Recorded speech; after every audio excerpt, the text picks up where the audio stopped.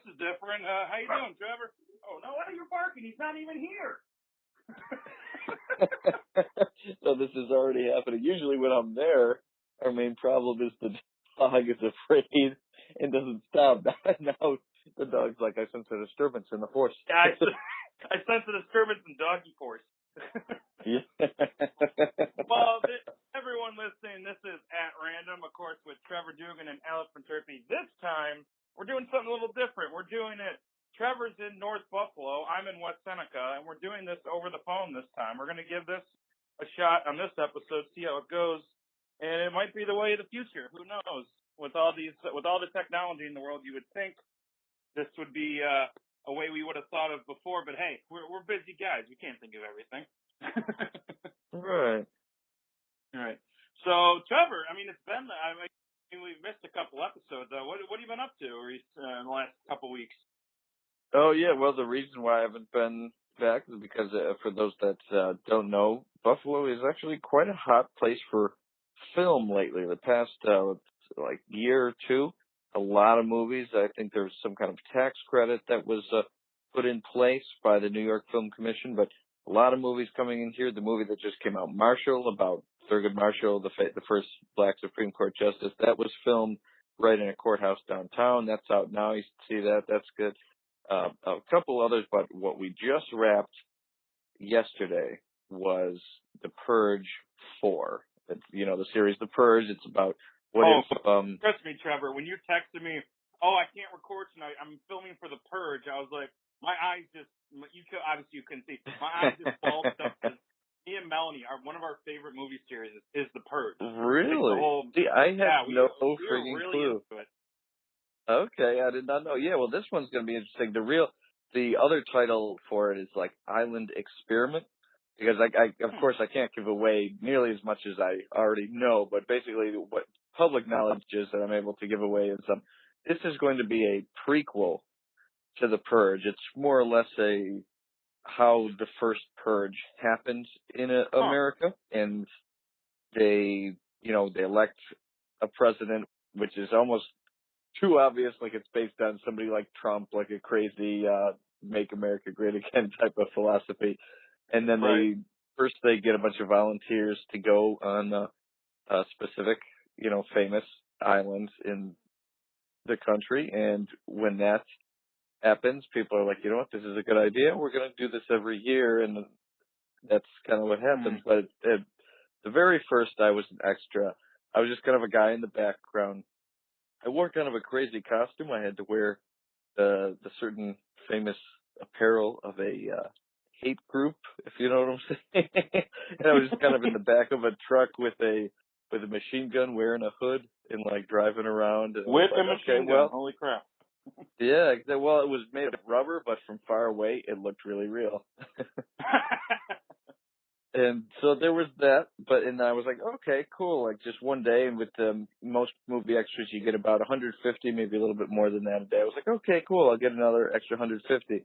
Well, if you as a cameraman might know this, but other people might not, there's a thing in movies that's called the stand-in, and that's when it's as a cameraman, you probably know it can take forever to light a scene the way you need it to be lit, to figure out what kind of lens you want to find out, to see if the sound is working, to block the scene. And when somebody's like an actor, like a star, or even just like a semi-star, like an actor with a decent role, it's so boring and like exhausting for them to just stand there while the directors are kind of like arguing about, all right, we need more light over here. No, turn that light off. No, maybe we should turn this light here. But it's just really boring. So they need someone who kind of looks like one of the actors to stand there, and they light it around them. And usually they need to be about the same height, have like the same kind of skin tone and the same kind of hair color, just so the light reflects on it the right way. And they were just going to use me for one day to just, be in the back of that pickup truck for this short little scene. But then all of a sudden they were like, you know what, you look like the actor Patch Duran. And I was like, oh, I've never heard of him. They were like, well, he's been on like Boardwalk Empire, a couple random things like that, but you look a lot like him. How tall are you? Oh, 5'11"? Well, he's like 6 foot. That's basically, you know what? Can you come in tomorrow? And I was like, okay, yeah, as for an extra, they're like, no, you're going to be Patch's stand-in, and this guy is one of the main characters in Oh, the wow. movie. So the whole rest of the week, I got to every scene that he was like setting up for, I was his stand-in, and so I just kind of like would stand in front of the camera, do his whatever scenes he was going to do, run through the rehearsals, run through the lines and his same actions and that sort of thing Mhm. until they got the camera right where they wanted it, and then he was a really nice guy. Sometimes if it's a big star, they don't want to talk to their stand-in, Oh, like their you're assistant will below come. them, right? Yeah.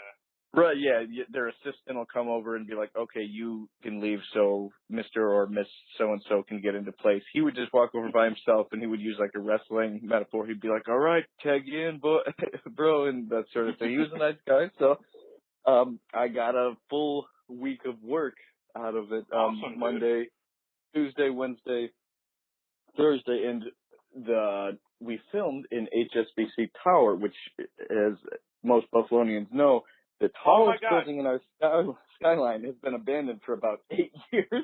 So it was cool to Were finally see you what in the there on inside of it looks Were you like. there Thursday night? Yes. I saw it. I was wondering what the hell. Why are there lights on? Because I was driving to go Oh. pick up my sister from school. Because she goes to Oh. Medive she's going to Medive for her master's degree. And over the Oh, that's phone, I so don't think we can funny. interrupt each other so much because this is going to get overboard. But anyways, I just got so excited because I was like, I noticed that, but I didn't think about it. Like, oh, because obviously I knew you were filming, but I didn't know you were filming in HSBC Tower. So, oh my Right, yeah, God, we so I weren't, actually there was, saw the light. yeah, that is so funny that you saw where I was working, and it was a lot of overnight shoots, which was kind of exhausting, but it was good overtime for acting Now, that. In fact, the when you very were, last day we started shooting at 5 right when the sun went down, and we right. didn't wrap until 7:30 a.m. So that was pretty Jeez. tiring. And you But only get we finally $150 for that? no, that's per day, but as just a background actor, it's about 160, but you get an Mm-hmm. extra 30 for being a stand-in, so it was like Wow.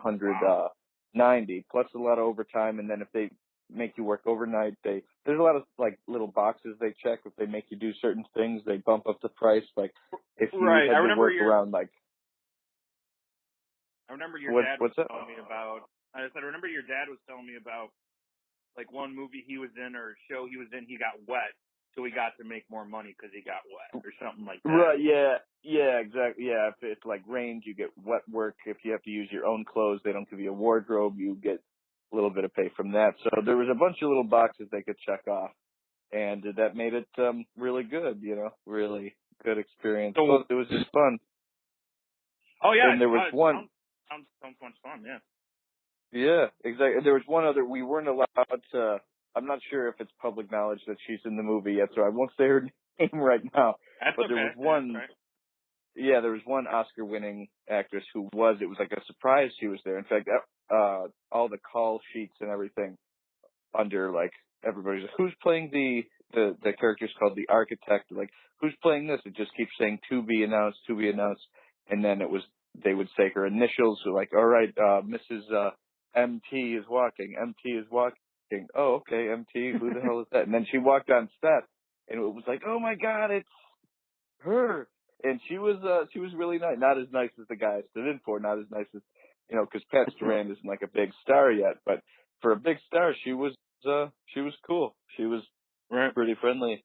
So I'll tell you when we're done recording and when the movie's coming out in July. So obviously closer to that, her name will be on the poster and that. But Oh, it obvious. was yeah, of course. But it was cool to have a big star in Buffalo, and a lot of the crew was from all over the place. There was guys from Philly and New York and Los Angeles and that, and they were pretty impressed with Buffalo. They're like, you know what? We're coming back someday. In the summer, we want to come back and like hang out. Because they were, especially the Los Angeles people, were not used to how cold it got. Because in the beginning of shooting, that was in like late October. We had a pretty nice October. They were like, "Oh, why is everybody saying Buffalo's always cold? This is fine." And then all of a sudden November hit, and they were like, "That's why." That's why. So have you done this? So have you been a stand-in for this movie before, or is this the first time you've been a stand-in for Search 4? Yeah, this is the first. I've done other background work for a couple movies here and there, but I've never been a stand-in. But yeah, this I was just supposed to be an extra for that one scene. They were like, we just need, a guy about your height to play the guy in a hate group. Don't worry, you're going to be wearing a hood because so your face will be covered, so you don't have to explain. A screenshot won't come up of you, dressed like that, and somebody will be like, can you explain this? I was like, okay, well, good. I was I in a don't have movie. to take This off. is part of my resume. Yeah, really. So I thought, I was like, okay, good. I'll just put, one day in, get that. And then they noticed, like, you look like the actor who were just flying in to do his scenes, and they offered me that job, and that was like really nice that I got to do that. I mean, I'm been pretty tired because it's, a bunch of overnights, then I got to wake up and do my regular job still, but in the end, And it this all worked out. podcast, I mean, ugh. Right, yeah, and then this podcast. But it's going to be fun, especially knowing so many people from Buffalo are all, a part of it. They really put to work a lot of people, both on the production side and in the background side. In Buffalo, it's going to make an extra amount of money than it is compared to the rest of the country, just because everybody's going to go to be like, oh, there's me. Oh, there's me. Oh, that's my friend in the background, And then they're going to bring their podcasting friends to go watch it, too. And podcasting friend happens to be married and love the Purge series, so she'll come Yeah, too. you know what? So I never even knew that. As good of friends as we are, I did not know that you guys were real big Purge fans. So what would you say is your favorite Purge? It's got to be the first. Because there's... And the second one, it's really weird because the first one is like, it seems like a normal Purge that goes wrong. The second one is more about people who get stuck outside during the Purge. Like, right. They didn't do much of that in the first movie. The first movie was basically they were in this one house, and then they moved. Right, kind of the perspective of like a more privileged person. It's like an upper middle class, rich family who like locks their house down. The guys who invented the security system that they were using. Exactly. The main guy behind it. And then the second one, like I said, is more outside. And interesting perspective. It's like, well, we saw how like rich people can deal with it. It's still risky, but not that bad. Now imagine being one of the poor people who does not have like a shelter to go, and they have to be in the thick of the fight. Right, and one of the themes of the movie is like the reason people think the Purge happens is to get rid of people who aren't middle class, like they're poor. So it's like, oh, they're useless to society. So this will help, like, get rid of them. Oh, okay. Legal. So it's like one of those things. And then the third one is more of a twist on Trump-ish. Like, it just kind of came out like right around when, I believe it came around. During last year's election? Right around that. And it's like, make this great again or something like that. And it's like, it was so a play on Trump. And I think that's why it was so popular. And it's, I can't think of the actress's name, but it's so funny to see her in this kind of movie. The main woman who's running for president that they're trying to kill so she doesn't, because she wants to get rid of the Purge, is her big selling point, her big election. Oh, okay. So it's, I realize it's called Purge election year. So basically it's like a big campaign issue was to end it type of thing? Right. Because it's an election going on and there's the guy who's been in power or he's with the party that is in favor of having the Purge. So it's like there's that guy, and then there's this other candidate who's like main focus, her main thing is that I'm getting rid of the Purge. It doesn't do anything anymore, or it's barbaric. Because when she was younger, her character, when she was younger, her parents, and I believe it was her parents and maybe her brother. I can't remember, but they were killed during the Purge, and she was left alone because of the Purge. Oh, people came in and killed her family. So that's like why she's like, I'm getting rid of it. It's ridiculous. It's barbaric and all that kind of stuff. And then throughout the movie, like, I don't want to be spoiler, but throughout the movie, like, it's a continued attempt to try and kill her because if she's dead, then obviously she can't win the election. Okay. There's nobody to try to do that. Okay. Exactly, right. So that's the basis of it. So I gotta say the first one is definitely more, like, obviously it's like the introduction to the whole idea of it. And it's interesting. Right, yeah. I guess they probably didn't even know it was going to be like a big franchise, but people were just curious. It was just such an interesting concept. At first it was like, okay, it's going to be kind of a horror movie. What if this happened and Ethan Hawke and his family, have to survive? And all of a sudden people were like, yeah, but like this is happening in the whole country. What's going to happen for like in the like in not in like a rich suburb in like a city where everybody's like crammed together? What's going to happen? Right. You know, how does the government handle this as their opposition? And so then probably now for this fourth one that was just wrapped yesterday in Buffalo, the main theme is basically how did this start? You know, how the heck did a country come up with this idea? And that's what this Purge movie, the one that we just filmed, is all about. And it was fun, put a lot of great Buffalonians to work. So that's great that it's one of your guys' favorite things. So is that something you thought about as a big fan? Is it prequel something you would definitely have wanted to see? Well, yeah, because I mean, the first movie, it basically just comes in and says, "Oh, here's the Purge." Like, there's really no intro to like, "Oh, this is how it came to be." It was just more of a lot of videos showing what happens during the Purge. And by the way, one of the downfalls of it, which Melanie hates when I bring up, but that's always my thought, is like, why is murder the only crime that's focused on in any of these movies? Like, if it were me, I'd be robbing banks. You know what I mean? Right, Like, yeah, exactly. I bet there'd probably be a lot of like more looting and type of thing before murder. In fact, you'd think people would kind of get together and be like, all right, let's not kill each other. Let's just stock up on some really cool stuff that we can't be punished for. So you just go out and like have a truce and like, let's just loot everything. So by the end of this 12 hours, we all have, you know, nice things in our houses and not screw with each other. White collar crime. Like stuff. Okay, yeah. You do it on that night, and then you can't be prosecuted for it after the Purge is over. Right, yeah. If you have like secret funds anywhere, all of a sudden those funds, you know, you don't have to money launder it. You can just put all those secret funds in one account, and then after the Purge, it's like, where'd this money come from? I don't gotta tell you, that happened on the Purge night. Yeah, I did it on the Purge night. Yeah. So it's like, yeah. I mean, crime, and then their theory is like, oh, if you make crime legal for one night, crime will go down, joblessness will go down, and all that kind of stuff. But it's like, I don't know, you really can't. I mean, what? Just because murder, like I said, the main focus of all the movies is murder is legal. Like that's it. Like there's no, oh, all crimes are legal, including murder. Like they only focus on that one crime throughout any of these movies. When it's like there's other crimes that could be going on. You know what I mean? And it's like, you think, oh, not everyone will go, oh, I gotta go kill the person I hate. It's like, yeah, okay. Right. You know? I guess it kind of banks on the fact that they think everybody deep down has a secret, like, fantasy of murder.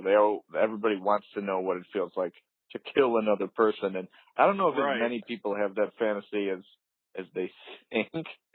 But that's kind of what it banks on. Is that, and the whole concept also is if people just had one night a year to get that out of their system, they won't have this pent up urge and anger and rage and stuff, and so they'll be less likely to be violent. And if they can steal nice things and money and stuff that night, then they won't steal it in the rest of the year, something like that. Yeah. Right. So I don't know if that's the theory of the movie. I don't know if there's any real credence to that theory. I don't think that would ever happen. Right, but in some of the scenes I was filming for this prequel here, that a big part of it is like they got psychologists in to analyze it and kind of justify it, and that's how it gets justified. Mhm. So let's see. You were in The Purge, which is awesome. I cannot wait to see it. Right. What did you say the name of it was? Island Experiment. Right now on IMDb, it's called Purge the Island, coming 2018. But yeah, but the way we kept referring to it, in fact, most people weren't even calling it The Purge, and I think that was partly because if somebody like wanted to walk onto the set, if they just saw the word Island Experiment, they'd be like, well, I don't know what the hell this movie is. I'm not gonna try to stalk the set. But if they saw The Purge on it, they might go, ooh, I need to sneak into this. They just have more of an urge to purge. Right. Same with why one of the star actresses who we had filming with us, nobody was allowed to, you only had to say her name over the walkie-talkie, and you had to write her name as either her character's name or TB, to be determined, and that sort of thing, just so if those leaked anywhere, if anybody was listening on a radio and they just happened, wait, she's in Buffalo, we gotta go find out where she is. Right.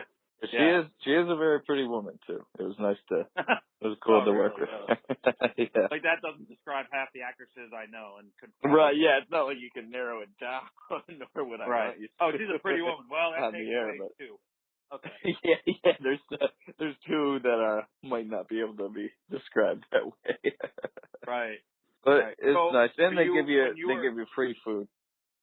Oh, of course. You know the the meals you were from pretty 5 good. to 7:30 in the morning. Yeah, they better. Where'd they get it from? And in fact, usually it's like it's catered, and it's just like you can have like some chicken or some like salmon for vegetarians and some salad. It's like a decent meal, but for the very last day, more like Friday or Thursday night, Friday morning, that overnight shoot, they called it the Last Supper, and so they went all out and they got us like lobster and lamb chops. And first, nice. when I saw the poster that said like the Last Supper, today's menu, lobster and lamb chops, I was like, oh, ha, very funny. But then I saw them like you guys actually are take hilarious. I was like, very funny. Yeah, we're gonna be here all night, so you're pretending to give us luxurious food like that. Then it was like in a movie where like the chef like takes the silver tray like cover off the platter like ching, and all of a sudden I looked and we were like, wait, there really is lobster. Oh my god, lobsters. Yeah, That's great. It was nice, and especially being in catering or. Actually, they're from Pittsburgh, which I wasn't sure why they got people from there, but they film a lot more movies in Pittsburgh, so maybe they just wanted to make sure there was a team that was used to a movie, having to feed this many people, because there were a ton of extras used. Right. Yeah, in fact, there was one point where they were kind of short on extras, and it was near where you work, and I almost called you. I was like, hey, after work, do you want to come down and be an extra? I'm literally downtown. Yeah, exactly. This is before I even knew you were a big fan. But then they were like, they have to be here by 3. And I was like, damn, he probably gets out at 5. But they needed people on the steps of City Hall. Or when do you get out?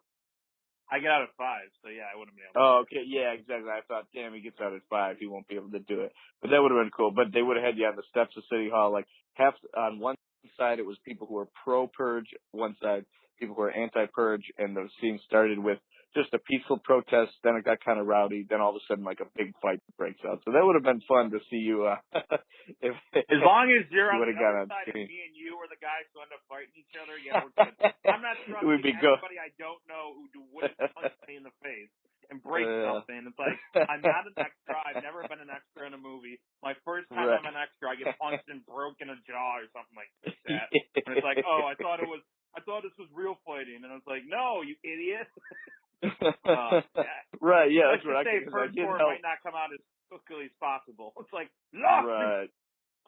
Yeah, another one of my friends who I knew he was off on. That was on Monday. I know he was off most Mondays. He was I got him the job, and he was kind of like it was cool. I did not know what to expect, especially when they were like, all right, now you're actually like fighting each other, hitting each other with your signs and stuff. He was like, all right, who's crazy enough to go all out and who actually realizes this is a movie? Hey, you know that would have been fun. If we were on opposite sides, though, we would have put on a show. We would have been like Rob Ray and Ty Domi. Oh, yeah. As long as you're not breaking anything on me, I'm fine. I'll let you punch me. Don't break anything. And as long as I have the same respect that I would give you, it's like, yeah, I'll go all out. Me and you would probably be the fight on the movie or something like that. Like, right, yeah, the camera would be like, oh, get a close-up on these two weirdos. Like, he's actually bleeding, and his nose is actually pointed to the left. Get him. That's great makeup. You bet. Oh, my God. I don't even care about the birds. I just wanted free McDonald's. I get a line. I show up and I get a line in the movie. That'd be hilarious. Yeah, you could pay that. If you get a line, you get paid more, so that bump up your paycheck that way. Well, it's kind of funny that you got the stand-in part, because it reminded me of back when we were in high school and we were doing Beauty and the Beast, and that one random night, Father Mark Skura, I think it's Skura, right? Is that his name? I don't know. But anyways, it was the director of the musical, came up to you. Because we were switching rides back and forth because our parents were like, we're both not coming to pick both of you up. You might as well just work on it. Right, yeah, we live in the same neighborhood. That's a big waste to have both of you get separate rides when we live like in the same zip code. And we were standing there waiting, and the director comes up to you and says, "How tall?" Like basically the same thing you just described. Yeah, kind of. I was like, wow, my like very average height is got me a couple of roles. Yeah. In my Well, career.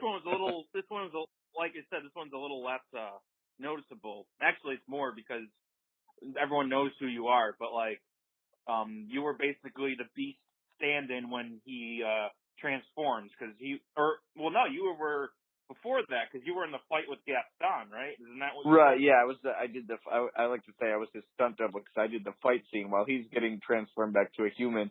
I did his fight scene and his death scene. So both were very dramatic scenes. It was pretty nice. Right. And then basically you went through the floorboard, not to destroy Beauty and the Beast musicals for everybody, but you went through the floorboard. Yeah, they put a bunch of smoke up there, and then I dropped through a floorboard, and then the real actor popped out. So that was right. Mike that was Bartel. fun. Yeah, I wonder what he's doing. I know he was a smart kid and he wanted to study law. He definitely had that lawyer personality. So I hope he's doing well. Yeah, me too. Yeah, you never hope bad things for anybody. I just know that of course. Because that was our senior year and he was a junior, and he was obviously the main role. Like he was Beast in Beauty and the Beast. If you're in the title, you're really big. And then I don't even know if he wasn't in the musical or if he wasn't that big of a role, because I don't remember seeing him when I went back and watched it. I think I can't remember what show they did the next year, but all I know is that one guy, I won't say his name because it was an embarrassing situation, but one guy was supposed to be the lead, but he got kicked off the musical like 4 weeks before the show started. Yeah. I mean, I think we could probably figure out who that was, but we won't say because obviously it's kind of mean. But like, yeah, he got funny. kicked, like he was the lead and he got kicked off, and someone else had to be the lead. And it was just like, obviously it wasn't Bartel because obviously not. It was someone else, but like I don't remember if he was even in the musical the next year. So it was kind of funny how he went from the main role in the musical the year before to like either not being in the musical or not as big a role, or just taking a really minor role. But yeah, I mean it happens. Sometimes it's just it's the role you're right for. It doesn't necessarily mean that you're going to be the star every time. Right, because he had a deeper voice, which obviously goes well for Beast, because obviously you're a big Beast. Right, yeah. But in a musical, it's even more particular because you could have the right acting chops and the right look for a role, but the voice is still the most important thing that you got to fit to be the character. Right, exactly. So it's like, I mean, and everyone was telling me like, oh, you could be what's his name, for LeFou? Is that the little guy? Oh yeah, the little. I don't have a guy. high voice.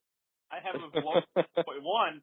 I have right. He needed to be have the high voice to sing the like. Gosh, it disturbs me to see you. Guess that's exactly. Is that? Did you see the live action version of it? I love that. Yeah. Yeah, it was good. Especially like Josh Gad is one of my favorite, up and coming actors, and he played LeFou, and he was like the best part. Josh Gad was excellent. Right, and isn't he from around here? Or am I construing someone? No, he's not. He's the movie that's in theaters now, though. Marshall. He spent a long time in Buffalo to film that. Yeah, because he played the main lawyer. Yeah, so he played the main lawyer for that, and that was pretty good Olaf, performance. Yeah, exactly. Olaf the Snowman, and before that, his real big break in acting on Broadway, he played the funniest role in the South Park guys musical Book of Mormon. He played Elder Cunningham, the goofy Mormon. So he's kind of typecast as like the bumbling, like chubby guy, but he's making a hell of a career out of it. And he loved Buffalo. He had a lot of great things to say. Right, and it's like, everyone says, getting typecast is a terrible thing, but it's like, hey, if you keep getting roles with that typecast. Yeah, if you're working, man. Yeah, exactly. As long as you're getting the work, that's pretty awesome. Right, because the one guy that always is the most famous typecast guy, in my opinion, is Carlton from Fresh Prince of Bel-Air. Oh, Fresh Prince? Oh, okay. Yeah, like his brother, Yep. I think his name is his nerdy cousin. Yeah, he's like the exact opposite of Will. He's like super. Right, Will Smith. Yeah. Super square, straight edge kind of nerdy guy. Yeah. Right, because everyone saw him as that, but he wasn't able to continue doing that role forever because like everyone like it just didn't work out. So it's like everyone was saying, oh, once you get typecast, your career's almost over. It's like, well, not necessarily, but it always depends on what's out there too. Like, I mean, it's just if they're looking for that type of person, and then that's who you're perfect for. But what they don't want, I assume, I'm not a huge movie like extraordinaire or expertise, but like I'm assuming that they don't want people to think, oh, that's Carlton from Fresh Prince. This is the character he's going to play, and then give you no chance when you're not playing that character. So it's like they're like, oh, I hate this movie because that guy is not who he's supposed to be. Like Jim Carrey, right? Is one of our favorite. Jim Carrey's one of our favorite actors, I assume. I mean, he's my right, one of and mine. he's got but he's got range. Like people know who he is, but he has kind of like little trademark style, like just being able to go totally outrageous, outlandish type. But he's never typecast as just one character. People know that he likes to just play characters that have outbursts. But then once in a while he'll change it up, and in like Eternal Sunshine of the Spotless Mind and Number 23 and that sort of thing, he plays like really serious roles. Right. So, I mean, and with the lack of good movies out nowadays, it's like, thank God, like, I have something to look forward to next July. Yeah, yeah, good. Well, that's so funny. I had no idea you were that into The Purge, so that's gonna be cool to see it. And my dad's in it. He played during when this new like president person is getting on a campaign rally, and that my dad plays a Secret Service guy. So in the background, he's there like with the classic rubber like earpiece, and he's got like his finger on the earpiece just looking around. So my dad's got a cool little scene just as the Secret Service guy. Now, because obviously your dad's doing this longer than you have, obviously. Like, is he more prone to get roles, or is it just really just specifically based on what those people are looking for? Like, if they're looking for a 26-year-old redhead, they're going to want you, not your dad, obviously. Right, yeah, it's mostly what they're looking for, but because my dad has a lot more experience, a lot more, like, credits in the acting union, SAG, the Screen Actors Guild, because he has a lot more credits than that, they know he's reliable, they know they can trust him to really fulfill the role. So a lot of times for even just people who need one line or one or two lines, they'll be like, just give me all the SAG actors, whatever SAG actor has the most credits that we trust, we know that they're good if they have all these credits. They'll let them audition first. And in fact, when you see Marshall, you'll see Josh Gad in a great role, but also my dad is in that, and he's got a lot of lines in that. He plays a reporter, and on the steps of City Hall, while Josh Gad and Chadwick Boseman, who plays the title character, Thurgood Marshall, they're running up the steps. My dad is the reporter who keeps pestering him, like, hey, do you care to comment on this? What's the word on the street? What, blah, blah, blah, like that. And then they basically tell him to shut up. They're like, get away, stop it, no more questions.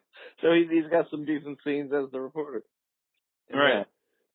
So is that where you were like, okay, I want to do this because your dad was like, Uber does it all the time, or is it more of like part of it? It wasn't like it wasn't immediately that I was like, I'm going to be just like Dad. For a while, it was just my dad's like hobby is being an actor. He plows snow in the daytime, and then sometimes at night he'll do a play, or sometimes we'll hear a commercial on the radio or TV, or when a movie, because movies didn't come into Buffalo very often when we were younger, but every time there was a movie, he might get one scene or one line or something. It was just something that he did. Then when I got older, I guess I realized I wasn't good at a lot of other things. Like I wasn't that great of an athlete. I wasn't that great academically or anything. I was kind of like a shy kid, as you know, because you knew me when I, first transferred into the school that we became friends and that. And then my dad was like, well, you're not good at other stuff and you're kind of shy in that. You could do what I do. And he kind of got me into it that way. But now it's worked out good just because he's spent all these years networking to finally get to this level. Now all he has to do is, by the way, here's my son. He wants to be, if you have a role for him, give it to him. Big, right. So yeah, he did my networking for me kind of. It's pretty neat. Now the one thing I always remember him for, he was in that one Mighty Taco commercial where he's like was it Mighty Taco or Taco Bell? Like oh yeah, Mighty Taco. Like, obviously, but he's like he's like like he has all the Mexican garb on, and he's got like a taco, or he's I don't know, like what is it? I forgot what it was, but I remember it because when we were kids, your dad made a huge deal about it, and I was laughing and like, oh my god, he does such a good job. And every time I saw it, I said, hey, that's my friend's dad. Like every time. So one thing I remember, yeah, it was like obviously he's probably funny done a lot more like higher end stuff, but this is the thing. but If your dad ever becomes that's something he's pretty proud of. It's probably his most proud thing because it's like the most front and center. He was like the star of that commercial, and basically it was Mighty Taco is getting their new barbecue beef, and they wanted to have like this cowboy western type of campaign for it. And one of my dad's favorite actors is Clint Eastwood, so they had him wear like a poncho and a cowboy hat. And there used to be they renovated it now, but there was a place in the Buffalo Science Museum where it was like this mini diorama of a desert. So the camera's panning across this diorama, and then he's leaning against it like how cowboys did in the old western. They'd like keep their hat down, lean against the side of the building. And then there's all these people just chilling at the museum, and then they all look like, what the hell? Is there like a cowboy there? And then he lifts his hat up and he runs through the museum, and he runs down like through downtown. He runs through like the Elmwood Village, and he finally gets to a Mighty Taco, and like they're like having a stare off like it's gonna be like draw. But my dad looks at the guy behind the counter and goes, go ahead, make my barbecue, instead of the classic Clint Eastwood, go ahead, make my day. Yeah. So, but yeah, you got really a lot of attention for that, and that was like the theme song for a while. Go ahead, make my barbecue. And my dad was like for a couple months for that summer, the summer of barbecue beef at Mighty Taco. My dad was like the mascot. He was the Clint Eastwood guy. If they ever bring it, like if it ever comes back, and like, would they tell your dad, hey, we're doing this again, you're gonna use a commercial, or would they just film another one?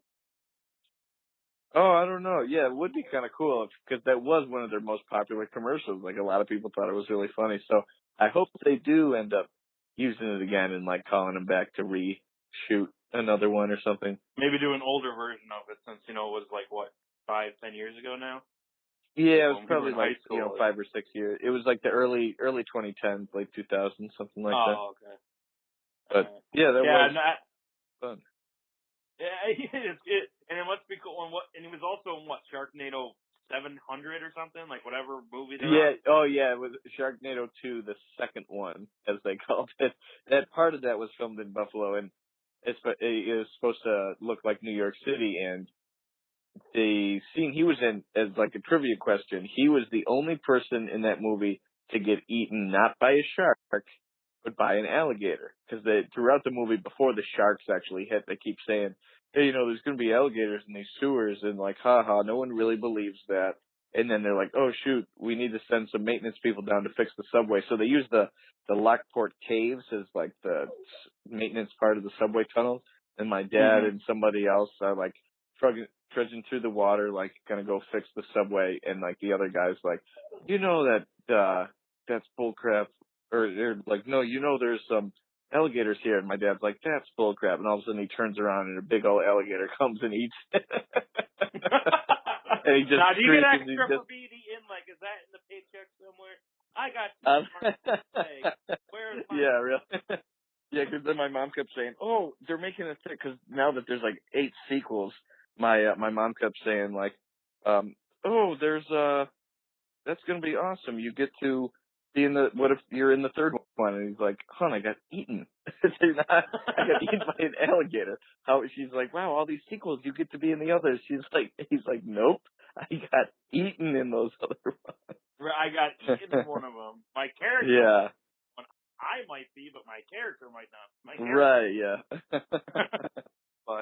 But it's kind of cool because they show that on TV so often. If you're an extra, they don't give you residuals. They just pay you for the day. But if you have like a line or something, you get like residual income. So anytime they play it on TV, you get, even if it's just a little. But every once in a while, Sci-Fi Channel will be like, all day we're showing the Sharknado Marathon. And anytime my dad hears about like a Sharknado Marathon, he's always like, yes, because he knows he's getting a check in the mail in a couple of weeks.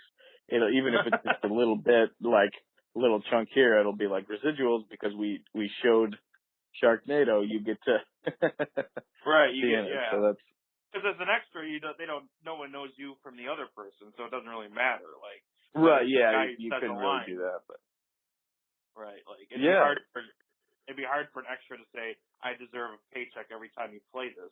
Like, I'm sure Harry right. Potter extras not like going up the wazoo every time they play Harry Potter Weekend.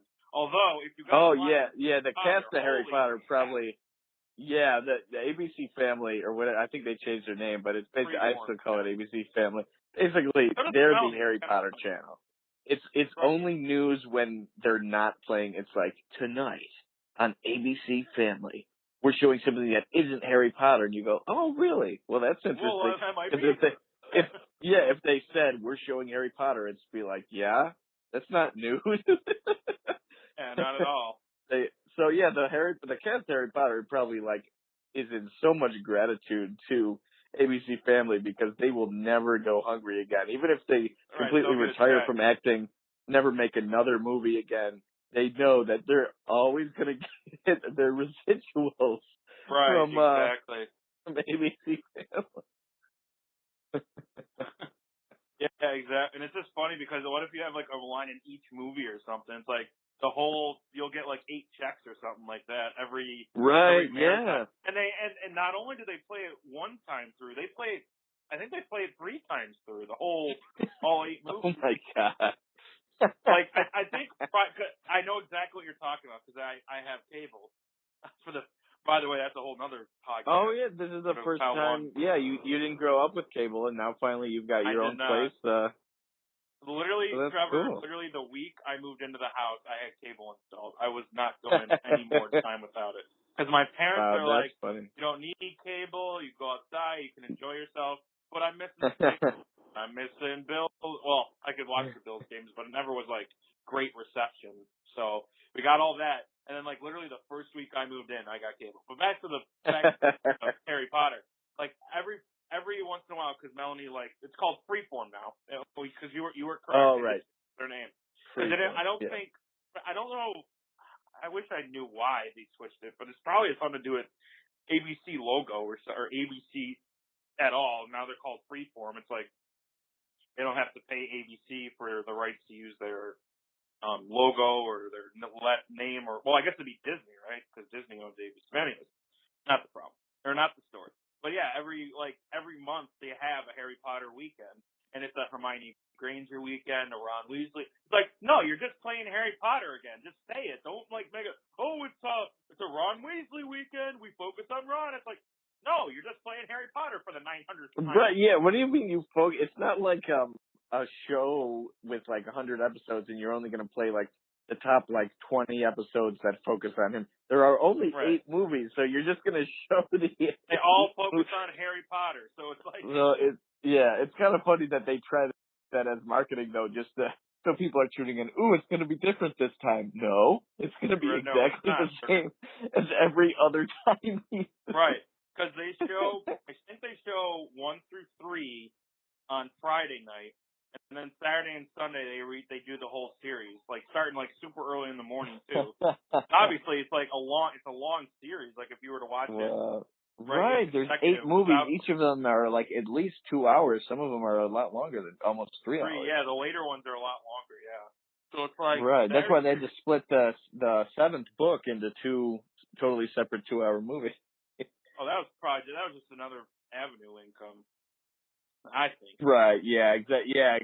Because once a couple movies started doing that, then all of a sudden every movie wanted to do that. The Hunger Games did that. The Hobbit and the Hunger did that. Games was the worst because the Hunger Games, the first part of the 3rd book or the 3rd movie, was absolutely pointless. If you watch it was really that movie boring at all, there is nobody important dies. Nobody. Yeah. Nothing happens of importance in that movie. So it's like you could literally not watch the first part of the movie and you would be fine by watching. You barely missed it. Yeah, so that was probably the most obvious cash grab out of all of these. Because even people complained about The Hobbit being stretched into 3 movies, which, the plot did seem kind of stretched, but at least there was memorable action scenes and some cool, like, stuff to look at in all 3 Hobbit movies.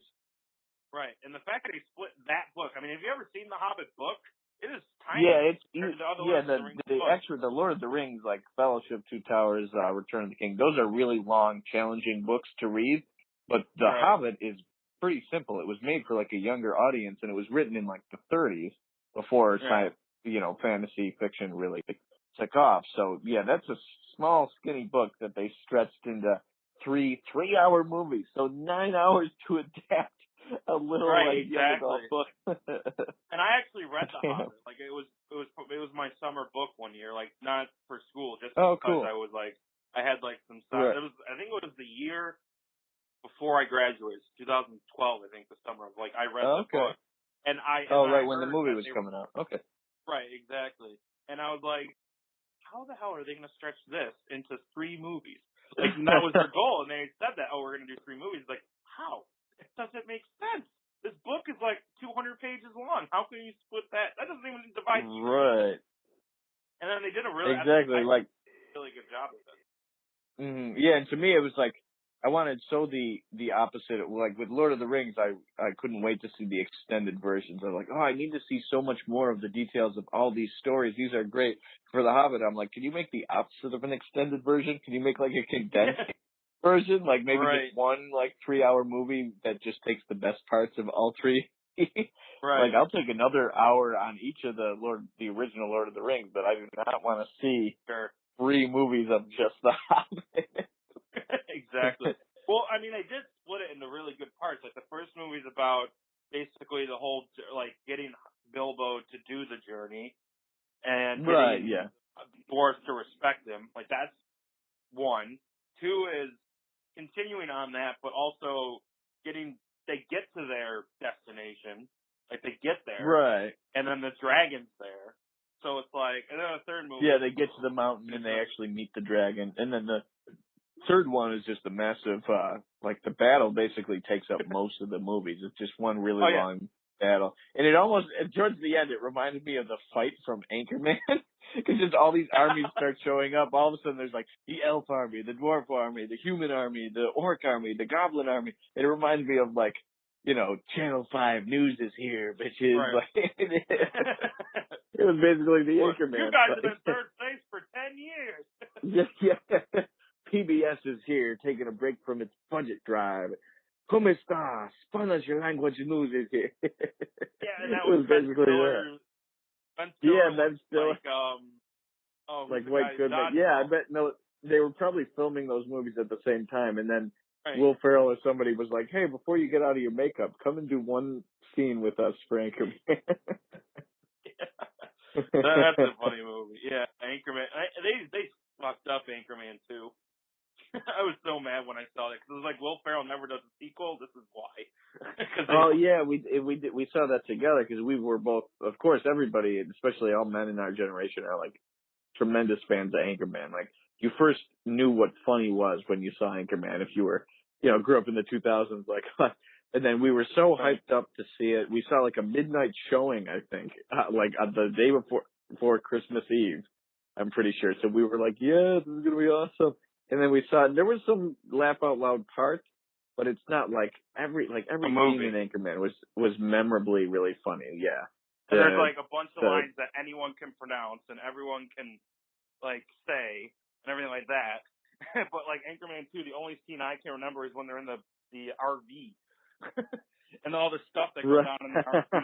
Yeah, the stuff's like falling and and besides and the plot was really weird and convoluted. Like they have a son and they move to like the beach or something. I don't know. It was just weird. The cool thing about I know that. Oh right, they get divorced and then they get back together. Oh yeah, and then he likes the one producer, and they like try to get together, but he keeps offending her because she's black, and he takes her back to like her family, and he's using all these stereotypes or something. Yeah, he's like trying not to be racist, but while at the same time. But he's just being like really, really racist. Yeah. Right. And then one of the best parts of the original was.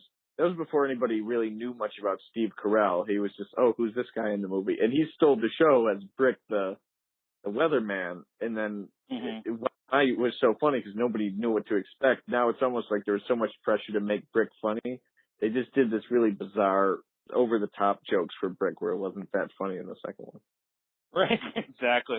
And I don't know. There was definitely a letdown. It's like, I guess Will Ferrell will never do sequels again because look how bad his. Well, at least that's how we thought of it. I don't know how it was received nationally or Yeah, what like. most people said, even if you thought it was good, it was just such a big step below the first one.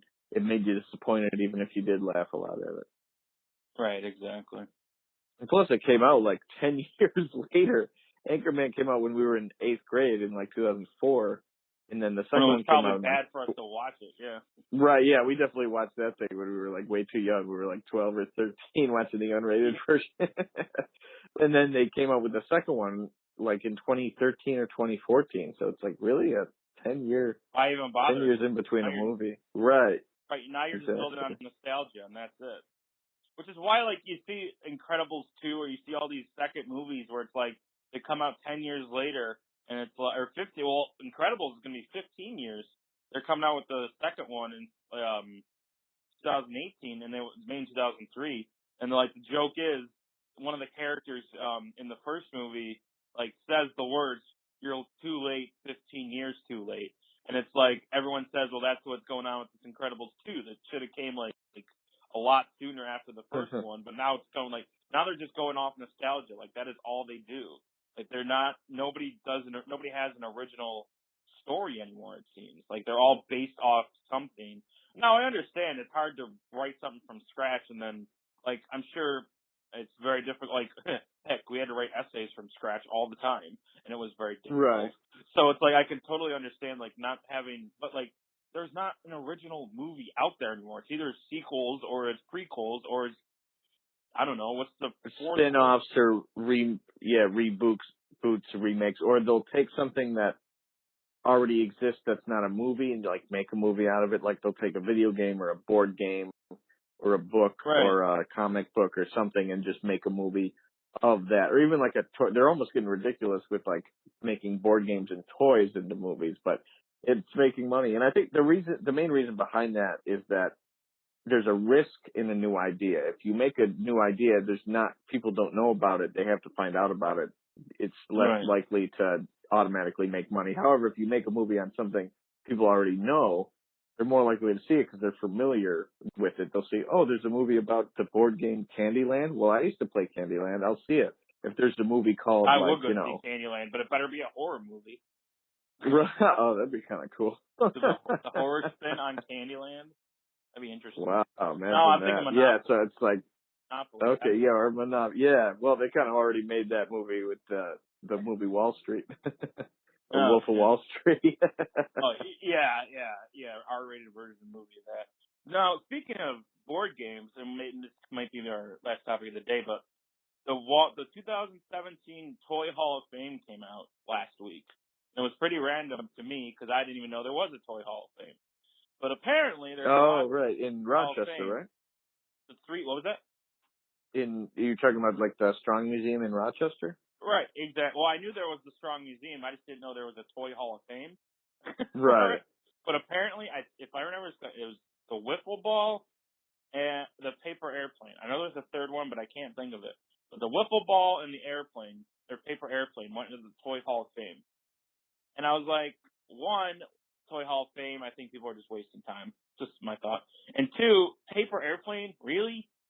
like it's not like it's a toy that was made like and no one else can make it unless you go out and buy it. Like a paper airplane, I can go literally in my kitchen right now and make a paper airplane. So it's like, does it Right. really deserve So, to be in the Toy Hall of Fame?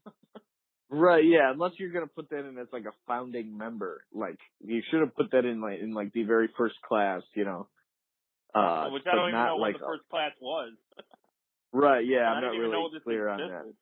Yeah, because the Strong Museum is pretty cool, but yeah, it's like the bottom floors are all like cool interactive, like living, playing things like the set of Sesame Right. Street and like that kind of stuff. Really fun museum. If you're ever in Rochester, for those listening, check out even if you don't have kids or you don't have kids with you or something, still fun to Mhm. hang out at. So cool. Cool place to Oh yeah, take a date, I guess. me and Melanie, actually, it's funny. She lived in Rochester for 2 years, but we went and saw the Strong Museum while she was in Buffalo, or while she was at Medai. So it's kind of funny that we did it that way. But, yeah, we went to it, I think it was 2 years ago.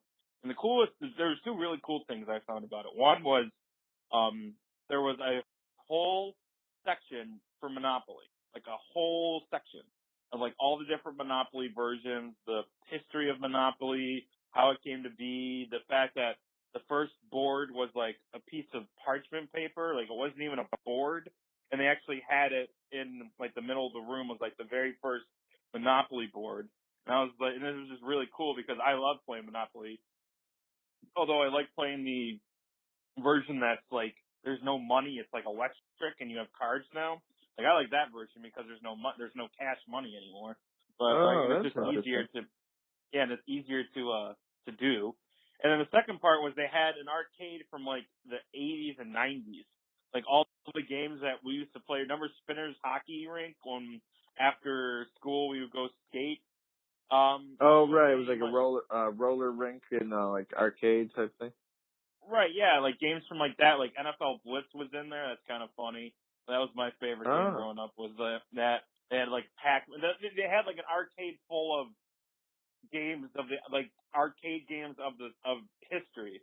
Like they had a section for like the very first arcade games, and then they go all the way to ones that are in like arcades now, or like arcade. Like I don't even know if there are arcades really anymore, but like the arcades. So like that was really cool. Unfortunately, it cost money. I was kind of like hoping it'd just be like a free, just keep playing because this is the history. It's not really to make money, but of course it was to make money.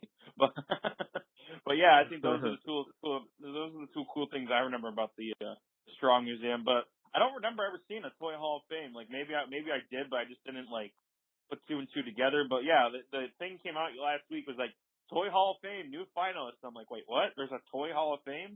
And I kept Right. thinking, I'm like, what toys in my life would be in the Toy Hall of Fame? And immediately came to mind was Game Boy. But I should have researched. I don't even know if Game Boy or those kind of things even count. So I Right. don't even Yeah, know. I think they do, but still, yeah, I don't know.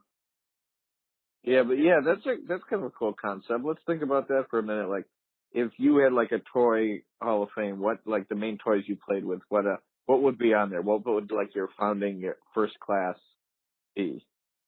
oh man, that's toughy. I would have to say. I mean, growing up, the Game Boy was definitely was one of my favorites. But like, if a Game Boy doesn't count, I guess like I'm actually looking at some of the entries now, and like Crayola Crayons was in '98, Dominoes was in 2012, Okay. Easy Bake Oven was 2006, Fisher Price Little People was 2016. That was last year. G.I. Joe, Oh, okay. I didn't even think of G.I. Joes. Yeah, the G.I. Joe would definitely be one I played with growing up. Legos, of course, 1998. I mean, I'm thinking 1998 might have been the first year, because there's some pretty There's some big like really names. basic ones. Okay, cool. And good for Nice. me, Game Boy's in 2009. So Game Boy is a legit toy that got made the Hall of Fame in 2009, did I Oh, just there say? you go. There you go. Yeah, so the toy I wanted would definitely be in there. How about you? Yeah, I would say Legos for sure would be my main one. Legos, Game Boy, just like you said. Let's see. Yeah. Yeah, I don't know. Legos were how I spent. You saw my basement in my childhood. There was like tables and tables of like big castles Yeah. and things set up for Hey, that. ironically of Harry Potter Yeah, of existed. Harry Potter. Yeah, and when those, because going back to one of our previous topics, when those things were, when ABC Family, what do they call it now? Freeform. Oh yeah, when Freeform does have their like weekly marathon of Harry Potter, what do you watch it, or are you kind of sick of it at this point, or are there certain ones that you watch? Well, my favorite is the second one out of all of them. And Oh, okay. Do you have a reason why, or is it, you know? like the first one, I just feel like they're all like they're actually kids. Like their voices Right, are they're kids. so little. Like you watch They're clips of the so first tiny. one, and it's like, oh my god, they're so tiny. Right. They're And like I in feel like in the diapers, second you know. one, basically, That's what I the think. I second pictured one, them like in kindergarten. right? Yeah, they felt like they were so young, But like in the second one, I feel like it goes into a theme where it's not a kids movie anymore. Like there's actual Right, because there's a lot adult. of death and stuff. It's not just like the bad guy at the end dies. Like a few kids like die or like get really close to death. Like throughout the Petrified, movie, yeah. there's people keep getting either killed or petrified, and that's really Right. scary. Exactly. And then the whole thing, like he's talking to the ghost lady that lives in the bathroom. A lot of things happen in like the women's bathroom in Harry Potter. They find like, the what troll the in the women's bathroom. Could you That girl gets imagine? murdered in the women's bathroom. Imagine 2017. That'd be all. That'd be the. Oh my God. If you think the sexual harassment claims now are bad, that was 2007. Oh my God. And oh man, I made a big wafoo yesterday. Speaking of just, and this will be the last topic for today. I know I said that already, so stick with me, folks. Louis C.K. was accused of, let's just say, not being super inappropriate in front of, I think 5 women accused him of it. Yes, this is yesterday. Right. And yeah, it was just too bad because like the past 2 people to really get accused were 2 of my biggest heroes. I love Louis doing stand up. I love Kevin Spacey as an actor, but it's really sad to see them in this light that they were really terrible people. Exactly. And he always joked about masturbating and stuff like that. And we always like, haha, real funny. But then it's also like, oh my God, he does that. Yeah, he was just kind of projecting what his fetish was. Right. Before I found out that it was legit 100% true, I actually defended him to Melanie. I was like, this is ridiculous. Oh, you were just kind of like, let's wait for the truth to come out? Or well, no, I didn't even say that. I was just like, oh, come on. Now people are just totally ragging on famous people.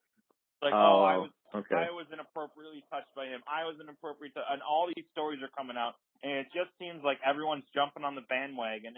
This is my opinion. This is somewhat my opinion, but like they're jumping on the bandwagon. No, I can see that there is a possibility of that happening, but at least good for him. It's respectable, not what he did, but that he didn't try to deny it. He immediately said, "Yes, this is all true." Yeah, that happened, and his isn't as bad as a few of the people we've been hearing about, because it doesn't seem like he forced anyone to he didn't forcibly touch anyone or make anyone touch him, but he would just, whip it out in front of women and show off, if you will, to put it in a more which isn't right, which is not right way. Yeah, which is still not right, but it's not, it's to a lesser degree, but that still doesn't make it at all okay. That we're talking like this, like, oh, it's not as bad. Right, we're trying to rationalize still a terrible thing, but compared to what some other people have recently been accused of, it's like, wow. Yeah, and it's like, and Melanie was like, oh, there's 2 sides to every story. Like, she was defending the women who came out against them, and I was totally going like, oh, they just want some fame, they want this, yada yada yada. Well, so I go to work, and I'm at work, and during my lunch time, I go on Yahoo, because I go on Yahoo and Facebook during lunch, and I see that Louis C.K. admits that he did these things, and I immediately texted Melanie. I'm like, you were so right, I was so wrong, because I was like vehemently defending this guy, because I was like, this is just people. I mean, Harvey Weinstein was accused. Wow, how was it now? 2 months now, and then every day it seems like some other guy or girl is getting accused or accusing someone famous of sexually wrong actions against them, and it just seems like it is. And everyone's like, oh, what's the hashtag? Speak up? Is that what it is? Or I don't know. It's like, it's something like that, and they're all joining in on that. Just because the people who are, in my opinion, people who are accusing others of it are like not your mainstream actors or actresses at this time. Like, they're people who maybe were mainstream at one point, but like not at the moment. So my thought was they're all doing this just to get their name out there again, so they can get back to where they used to be. Part of it is maybe a ploy to get relevance again, get people talking about it. And I'm not saying that if it's true that I would be like, not universally, but right. But I can see why some people might have that motivation. Right. It seems like after Harvey Weinstein, and people don't know, I believe he's CBS's director or CBS's main guy. who makes all the movies and stuff like that, or a famous director. I'm not exactly sure, but like he was accused by a lot of people, a lot of women, that he sexually abused them, and it was like after that, it seems like a lot of famous men are now being accused of yeah, it kind of opened like a floodgate women. of people to finally admit things that they were afraid to admit before. But yeah, in this shuffle, I understand what you're saying also. Like, it's good that finally people are not afraid to speak up, but at the same time, it does make it almost dangerous, like a witch hunt in this. If there's like a big storm, you'd have to sift through, okay, there is a possibility some of this might not be real. I'm sure a lot of it is.